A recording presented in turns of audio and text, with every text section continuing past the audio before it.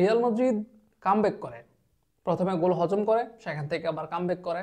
এটা তাদের নৈমিত্য ব্যাপার যেটা বলা যায়। যে কোনো জায়গাতে যে কোনো দল যদি এরকম কামব্যাক করতে থাকে তাহলে বলা হয় যে রিয়াল মাদ্রিদের মতো শুরু করেছে।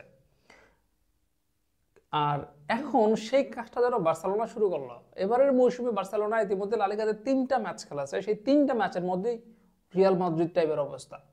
3টা ম্যাচের মধ্যে রিয়াল মাদ্রিদ ফিল পাচ্ছিল বার্সেলোনা ভক্তরা। যারা 3টা ম্যাচে খেলেছে সেই 3টা ম্যাচে তাদের কামব্যাক ছিল, তার মধ্যে 2টা ম্যাচে তারা পিছিয়ে পড়ে তারপর জিতেছে, আর একটা ম্যাচে বার্সেলোনা প্রথমে গোল দিয়েছিল, পরবর্তীতে আবার প্রতিপক্ষ দলটা সমতায় ফিরেছিল, এরপর বার্সেলোনা শেষ মুহূর্তে গোল করে ম্যাচটা জিতেছে।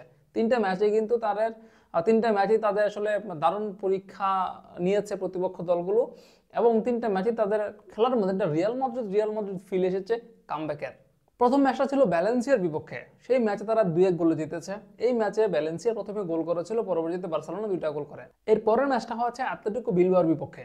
সেই ম্যাচে বার্সেলোনা প্রথমে গোল দিয়েছিল, পরবর্তীতে বিলবাও গোল দিয়েছিল, পরবর্তীতে বার্সেলোনা গোল করে ম্যাচটা জিতেছিল। আর তৃতীয় ম্যাচটা হলো রায়ো ভালোকানের বিপক্ষে। এই ম্যাচটাতেও বার্সেলোনা প্রথমে গোল হজম করেছে এবং পরবর্তীতে 80 মিনিটের পর গিয়ে 2টা গোল দিয়ে তারা ম্যাচটাতে জয়লাভ করে। 3টা ম্যাচেই কিন্তু রিয়াল মাদ্রিদের মতো একটা ফিল তারা পেয়েছে। এখন দেখার বিষয় এই যে ফিলটা তারা মৌসুমের শেষ পর্যন্ত ধরে রাখতে পারে কিনা।